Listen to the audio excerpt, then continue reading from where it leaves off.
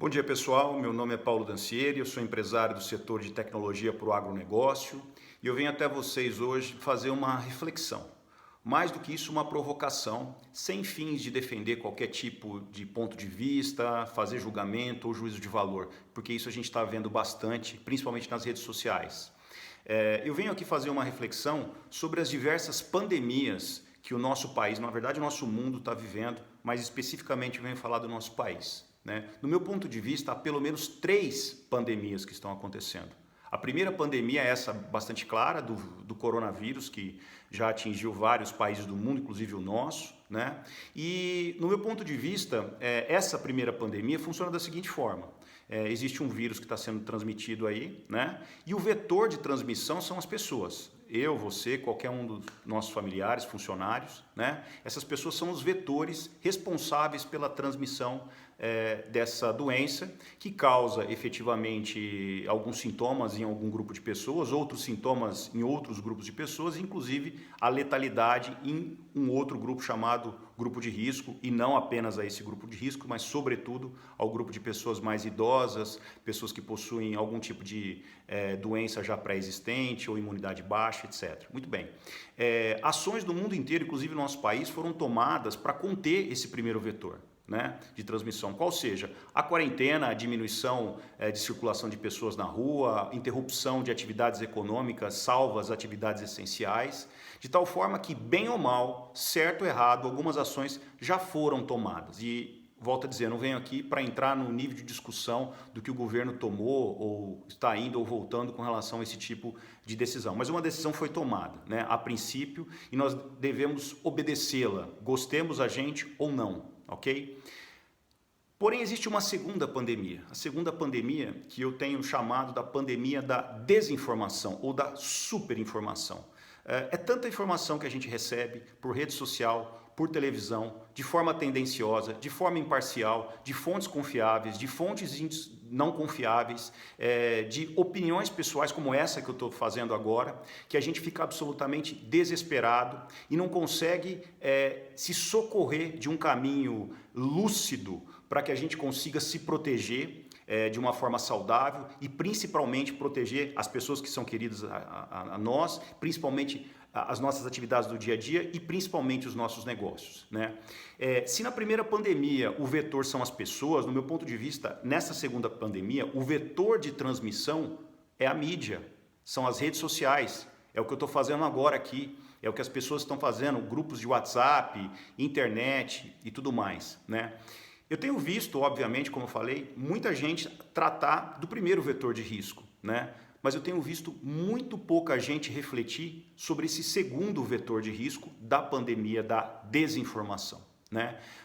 Pelo contrário, quanto mais gente estiver em casa, quanto mais gente estiver em quarentena, maior vai ser a discussão e as reflexões e as várias opiniões e as várias tomadas de decisão e as várias certezas, lados que as pessoas vão tomar em cima desse vetor poderoso de transmissão que são as redes sociais, que são as mídias e tudo mais. Eu não tenho visto, e essa é a primeira reflexão, pessoas refletirem sobre o perigo desse contágio e, de repente, a necessidade de amenizarmos esse vetor. Na verdade, eu só me dei conta disso essa semana, que por uma razão faltou internet e a telefonia ficou suspensa por meia hora na minha casa e eu consegui, por 1 minuto, ter um momento de paz, um momento de reflexão, um momento de lucidez para tomar as minhas decisões como cidadão, como pessoa de família, como empresário. Fora isso, a minha vida está basicamente dentro desse emaranhado de informações que estão sendo colocadas nas redes sociais. Eu estou ficando muito preocupado com relação a isso. Agora, na verdade, o grande ponto é que se nós não tratarmos essas duas pandemias de uma forma coordenada e equilibrada, e o grande problema está sendo a descoordenação, nós estamos prestes a entrar na terceira pandemia. E é justamente sobre isso que eu venho falar. A pandemia da divisão, a pandemia da polarização. Não é muito novidade, não é muito segredo para a gente como o nosso país, em vários momentos difíceis, se polarizou, ou seja, tomou lados diferentes, né? E o que eu estou vendo e o que eu estou muito preocupado é que, embora já não bastasse duas grandes pandemias, uma de saúde, uma outra econômica, nós estamos indo para um caminho muito perigoso, que é o caminho da intolerância, que é o caminho dos julgamentos. E é justamente sobre isso que eu gostaria de falar. O país tende a se dividir nesse momento quando as pessoas têm aversão a qualquer tipo de ponto de vista diferente, né? Eu particularmente, né, e aí o voto nosso é secreto, universal e obrigatório, mas eu venho aqui dizer que o presidente da República foi uma opção que eu tive, e eu tive que votá-lo por falta de opção, por uma simples razão, porque durante sua campanha ele disse e fez algumas coisas que contrariam frontalmente alguns valores pessoais meus, e só por isso eu não votaria nele se houvesse uma opção melhor, mas enfim, eu tive que votar no presidente da República. Eu discordo de uma série de coisas dele, não sou fã, na verdade eu não tenho nenhum lado político partidário, porém, existe um fato que a gente não pode questionar. O nosso presidente da República é o que está lá. O nosso governador é o que está lá. O nosso ministro é o que está lá.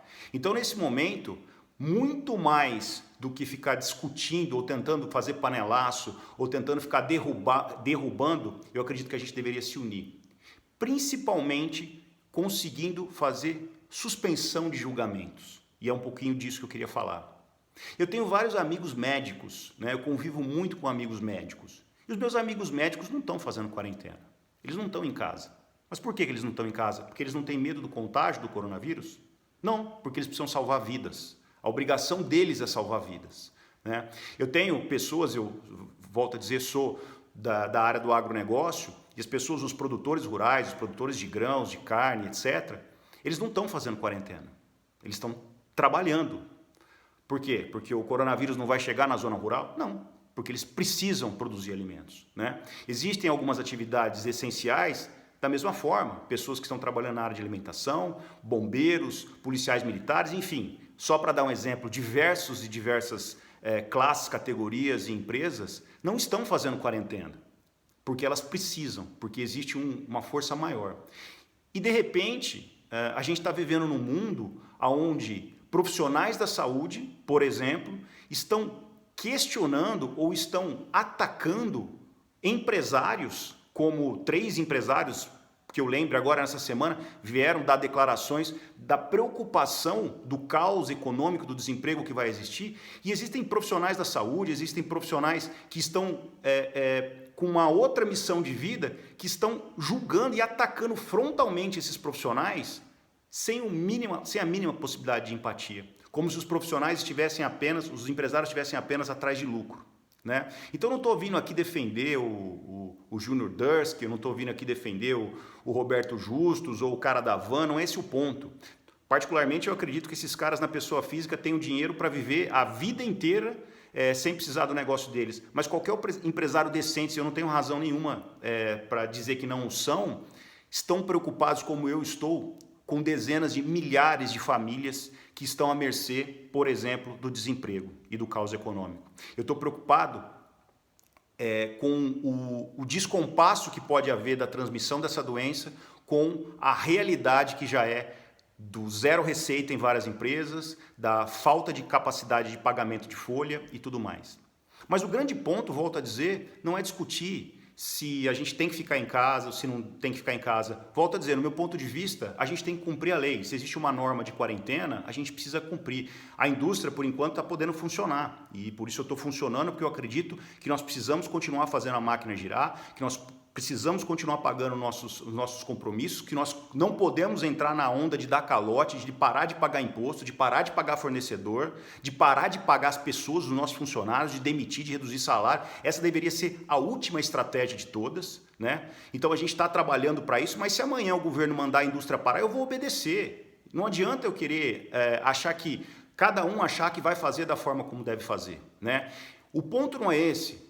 O grande ponto e o grande apelo que eu venho fazer é para que a gente tenha de forma verdadeira aquilo que está na moda e a gente consiga exercer essa palavrinha que está na moda chamada empatia, que é a capacidade de se colocar no outro, mas sob o ponto de vista do outro, não sob o seu ponto de vista.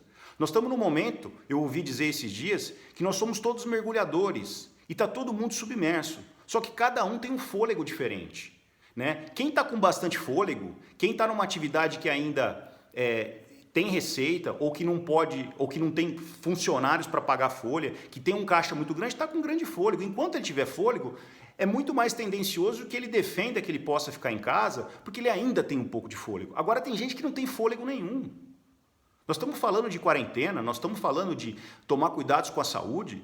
7% da população brasileira vive em favelas. Nós temos quase 12 milhões de pessoas vivendo na favela, que não é que falta álcool gel, falta água para lavar a mão. Duas das grandes favelas de São Paulo, no dia de ontem, estavam sem água para lavar a mão. Então, como que eu posso, aqui de dentro da minha casa, do conforto do meu lar, graças a Deus, com a capacidade que eu tenho de estar dentro do meu lado, julgar as pessoas que naquela favela não têm a mínima condição de guardar a quarentena? Só quem está vivendo a realidade, só quem sabe qual é o seu fôlego, pode saber qual a melhor decisão a ser tomada. Então, o apelo que eu venho fazer, pessoal, é justamente para você, seja qual seja a sua situação, seja qual for o seu setor, tenha empatia, coloque-se no lugar do outro. Vamos parar de ficar julgando terceiras pessoas, porque eu, não sei se eu sou muito inocente ou não, mas eu tenho certeza que está todo mundo querendo fazer o seu melhor. Eu tenho certeza que o presidente da República pode ter sido desastrado em algumas decisões, mas eu tenho certeza que ele está tentando fazer o melhor. Eu tenho certeza que os governadores, os prefeitos, as pessoas todas estão tentando fazer o melhor. Eu tenho certeza que os empresários desse Brasil estão preocupados de verdade, não apenas com o seu lucro, mas no momento desse, em saber o que dizer na segunda-feira para milhares de familiares que dependem do salário deles, de dizer, olha, não tem mais receita, não tem mais como te pagar. Eu tenho certeza que os profissionais da saúde, por outro lado, as pessoas que estão lidando nessa doença, estão absolutamente preocupadas que as pessoas não saiam de casa, porque talvez nós não tenhamos leito para atender todas as pessoas que eventualmente ficam doentes. Nós não sabemos de verdade quantas pessoas que vão precisar desses leitos, né? A gente tem cópia de modelos da Itália, da Coreia do Sul, da Inglaterra, mas a gente não sabe como é que vai ser isso no Brasil. Pode ser melhor, pode ser pior. Então, vamos nos colocar no lugar quando o profissional de saúde diga, fique em casa.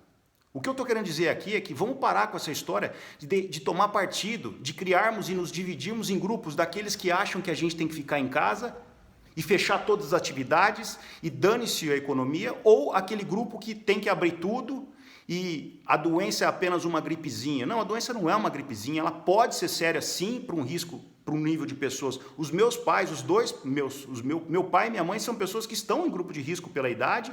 O meu pai especificamente está em grupo de risco porque tem problema cardíaco, porque está vulnerabilizado no tratamento de câncer.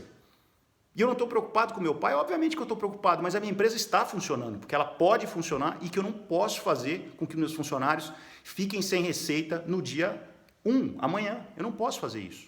Agora, não é por isso que eu estou aqui vindo em rede social atacar os profissionais de saúde que digam fiquem em casa. Eles estão defendendo o ponto de vista e o modo de viver deles.